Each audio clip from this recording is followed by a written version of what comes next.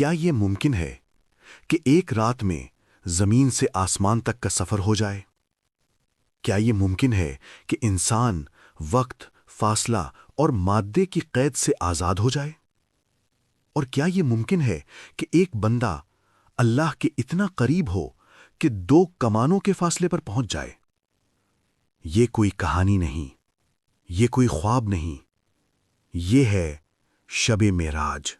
شب معراج اسلام کی تاریخ کا وہ عظیم واقعہ ہے جس میں نبی کریم صلی اللہ علیہ وسلم کو ایک ہی رات میں مکہ سے بیت المقدس اور وہاں سے 7 آسمانوں سے اوپر اللہ تعالیٰ کے قرب خاص تک لے جایا گیا۔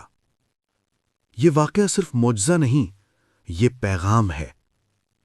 یہ وہ دور تھا جب مکہ میں اندھیرا چھایا ہوا تھا، ابو طالب کا سایہ اٹھ چکا تھا، حضرت خدیجہ رضی اللہ عنہا اس دنیا سے جا چکی تھیں، طائف کے زخم ابھی تازہ تھے، نبی کریم صلی اللہ علیہ وسلم غم، تنہائی اور مسلسل مخالفت کے باوجود اللہ پر کامل یقین کے ساتھ کھڑے تھے۔ اسی رات جب دنیا خاموش تھی، آسمان نے فیصلہ کیا۔ ایک رات نبی کریم صلی اللہ علیہ وسلم حتیم کعبہ میں تھے۔ اچانک جبریل امین علیہ السلام تشریف لائے۔ ایک خاص سواری پیش کی گئی، براق، جو بجلی کی رفتار سے تیز تھی، اور پھر سفر شروع ہوا۔ نبی صلی اللہ علیہ وسلم مکہ سے بیت المقدس روانہ ہوئے۔ وہاں تمام انبیاء علیہم السلام جمع تھے، اور نبی کریم صلی اللہ علیہ وسلم نے ان سب کی امامت فرمائی۔ یہ اعلان تھا کہ آپ صلی اللہ علیہ وسلم تمام انبیاء کے امام ہیں۔ پھر آسمانوں کا دروازہ کھلا۔ پہلا آسمان حضرت آدم علیہ السلام، دوسرا حضرت عیسیٰ اور یحییٰ علیہم السلام، تیسرا حضرت یوسف علیہ السلام، چوتھا حضرت ادریس علیہ السلام، پانچواں حضرت ہارون علیہ السلام، چھٹا حضرت موسیٰ علیہ السلام۔ ہر نبی نے کہا، مرحبا اے نبی، مرحبا۔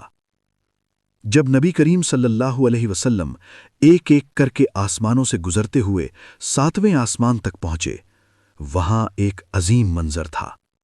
نور کی وسعت، خاموشی کی ہیبت اور ایک باوقار ہستی۔ یہ تھے حضرت ابراہیم علیہ السلام۔ نبی کریم صلی اللہ علیہ وسلم فرماتے ہیں، پھر میں 7ویں آسمان پر پہنچا۔ وہاں ابراہیم علیہ السلام تھے۔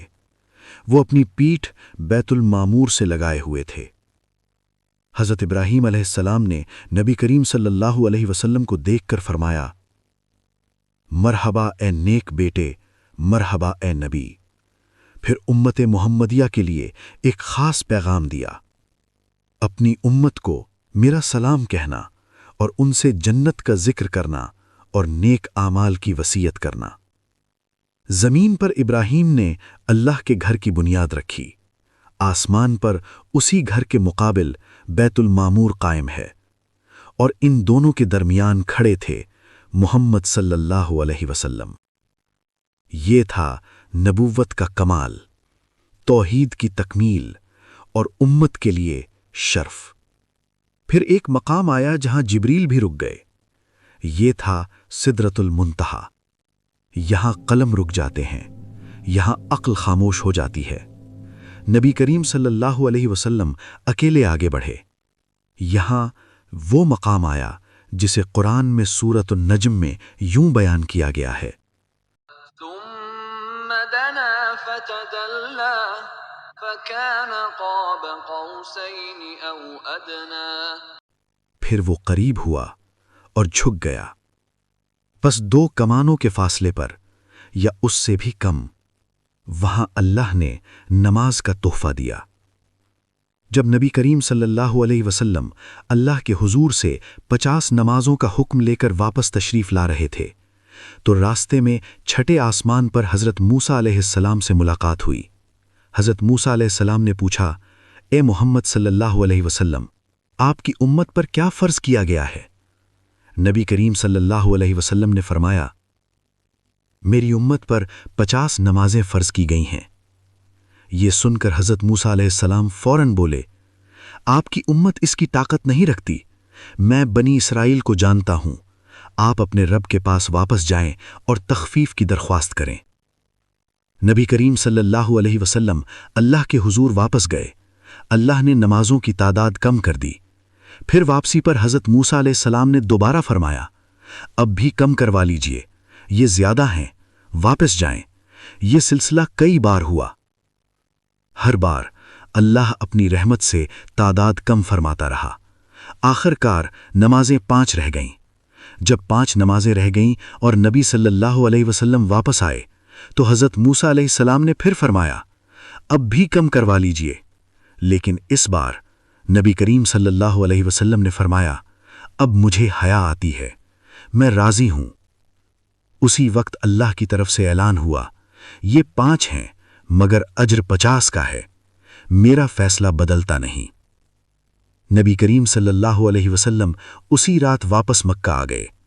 صبح جب آپ نے واقعہ سنایا تو قریش ہنسنے لگے، کہنے لگے، ایک رات میں بیت المقدس؟ ناممکن۔ کچھ کمزور ایمان والے پیچھے ہٹ گئے، مگر حضرت ابو بکر رضی اللہ عنہ نے کہا، اگر محمد صلی اللہ علیہ وسلم نے کہا ہے تو سچ کہا ہے۔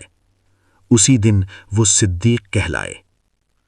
قریش نے سوالات کیے، بیت المقدس کی نشانیاں پوچھیں۔ اللہ نے نبی کریم کے سامنے بیت المقدس ظاہر کر دیا اور ہر سوال کا جواب صحیح نکلا۔ معراج کا یہ واقعہ ہمیں یہ سکھاتا ہے کہ اللہ اپنے بندے کو غم کے بعد بلندی دیتا ہے۔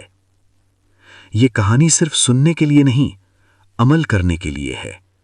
اگر ہم نماز کو تھام لیں تو ہماری زندگی بدل سکتی ہے۔